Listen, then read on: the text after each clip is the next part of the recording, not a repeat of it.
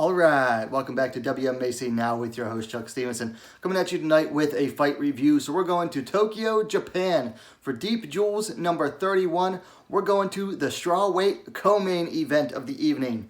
Miki Motono coming in at 5-1, taking on Seika Izawa, coming in at 1-0, only her second fight. Now, this was a non-title fight, but Miki Motono came in as the Deep Jewels Strawweight champion.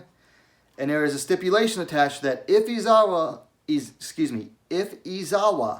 were to defeat Motono, she would receive an automatic rematch, this time with the title on the line. That's if she wins. And of course, she was not the favorite. She was definitely not the favorite going into this fight. So first round, it was largely fought at range. There was a lengthy feeling out process, followed by an exchange of kicks. Izawa focused on kicking to the body. Motono focused on kicking the lead leg of Izawa. Now, Izawa kept Motono at the end of her reach, had a nice long reach. Motono's Supergirl punch was countered by Izawa with a nice hook there. Izawa attempted a takedown in about the last 35 seconds or so. Motono was defending, but ended the round standing with Izawa, on her back with her arms clasped around, glued to Motono's back. Second round was also largely fought at kickboxing range. Now, Motono would try to close using her boxing, and Izawa would back her off with a nice, lead, check hook, and then she would follow it up with some more kicks to Motono's body. A spinning back kick was attempted by Motono, and then Izawa attempted a takedown near the end of the round.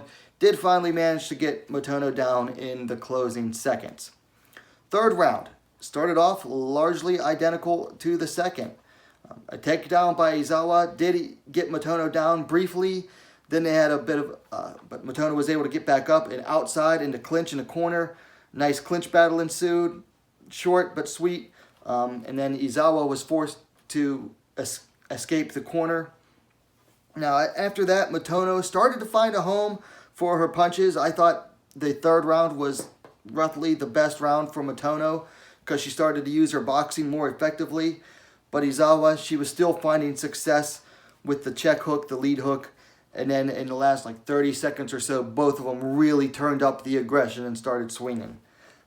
Went to the judges, and we had an upset win here. 30-27 on one scorecard and 29-28 by ×2 for your winner, Seika Izawa, who improved her record to 2-0.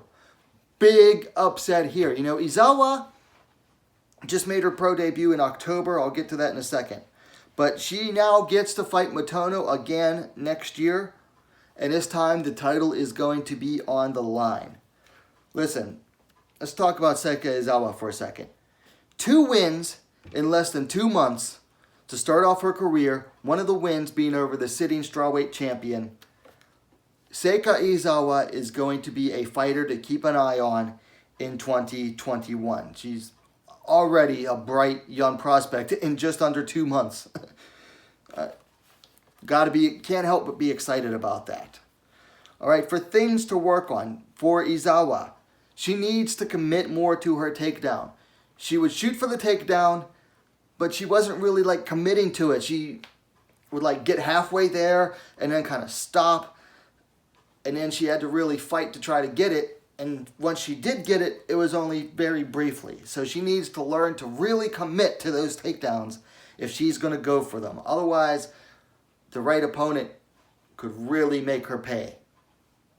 For Motono, on the other hand, the still champ, at least officially, she needs to find an answer for that lead hook of Izawa. If she's going to beat Izawa in that rematch, she needs to find an answer for that check hook. Also needs to find an answer for the kicks to the body because she was eating a lot of those.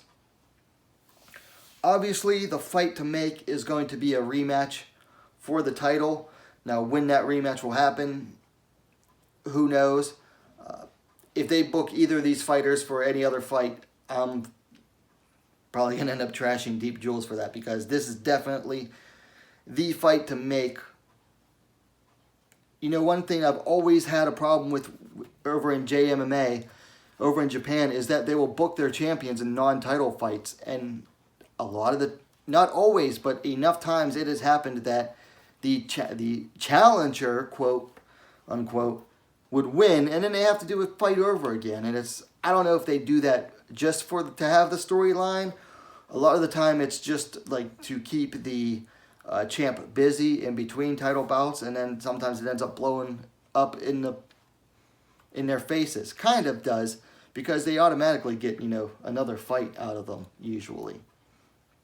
But that is definitely the fight to make.